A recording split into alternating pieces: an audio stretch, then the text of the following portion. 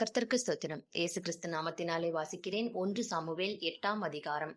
Samuel முதிர்வயதான போது தன் குமாரரை இஸ்ரவேலின் மேல் நியாயாதிபதிகளாக வைத்தான். அவனுடைய மூத்த குமாரனுக்கு பெயர் யோவேல், இளையவனுக்கு பெயர் அபியா. அவர்கள் பெயர்செபாவிலே நியாயாதிபதிகளாயிருந்தார்கள். ஆனாலும் அவனுடைய குமாரர் அவன் வழிகளில் நடவாமல் பொருளாசைக்கு சாய்ந்து பரிதானம் வாங்கி நியாயத்தை புரட்டினார்கள். அப்பொழுது இஸ்ரவேலின் மூப்பர் எல்லாரும் கூட்டங்கூடி ராமாவில் இருந்த சாமுவேலின் இடத்தில் வந்து, இதோ நீர் முதிர் வயதுள்ளவரானீர், உம்முடைய குமாரர் உம்முடைய வழிகளில் நடக்கிறதில்லை.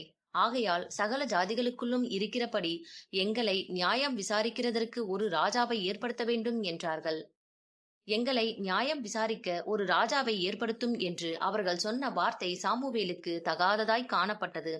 ஆகையால் சாமுவேல் கர்த்தரை நோக்கி விண்ணப்பம் பண்ணினான். அப்பொழுது கர்த்தர் சாமுவேலை நோக்கி, ஜனங்கள் உன்னிடத்தில் சொல்வதெல்லாவற்றிலும் அவர்கள் சொல்லை கேள்.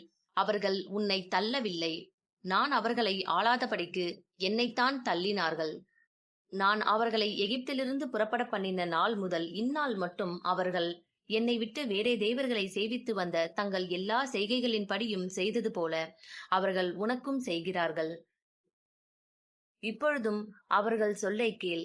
ஆனாலும் உன் அபிப்பிராயத்தை காட்டும்படி அவர்களை ஆளும் ராஜாவின் காரியம் இன்னது என்று அவர்களுக்கு திடசாட்சியாய் தெரியப்படுத்து என்றார்.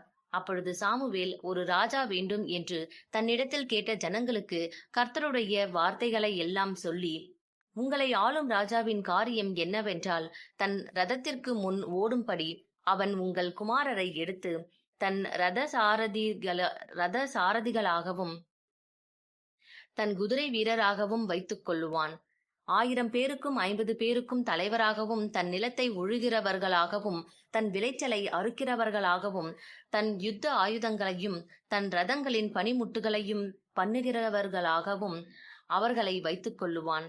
உங்கள் குமாரத்திகளை பரிமள தைலம் செய்கிறவர்களாகவும், சமையல் பண்ணுகிறவர்களாகவும், அப்பம் சுடுகிறவர்களாகவும் வைத்துக் கொள்வான்.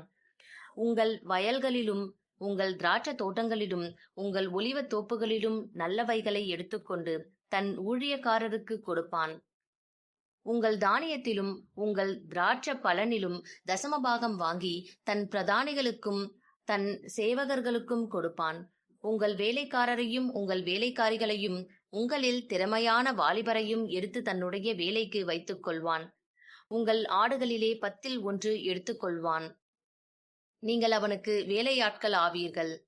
நீங்கள் தெரிந்து கொண்ட உங்கள் ராஜாவை நிமித்தம் அந்நாளிலே முறையிடுவீர்கள். ஆனாலும் கர்த்தர் அந்நாளிலே உங்களுக்கு செவி கொடுக்க மாட்டார் என்றான். ஜனங்கள் சாமுவேலின் சொல்லை கேட்க மனதில்லாமல், அப்படியல்ல, எங்களுக்கு ஒரு ராஜா இருக்கத்தான் வேண்டும். சகல ஜாதிகளையும் போல நாங்களும் இருப்போம். உங்கள் ராஜா எங்களை நியாயம் விசாரித்து எங்களுக்கு முன்பாக புறப்பட்டு எங்கள் யுத்தங்களை நடத்த வேண்டும் என்றார்கள். சாமுவேல் ஜனங்களின் வார்த்தைகளையெல்லாம் கேட்டு அவைகளை கர்த்தரிடத்தில் தெரியப்படுத்தினான். கர்த்தர் சாமுவேலை நோக்கி, நீ அவர்கள் சொல்லை கேட்டு அவர்களை ஆள ஒரு ராஜாவை ஏற்படுத்து என்றார். அப்பொழுது சாமுவேல் இஸ்ரவேல் ஜனங்களை பார்த்து, அவரவர் தங்கள் ஊர்களுக்கு போகலாம் என்றான். ஆமேன்.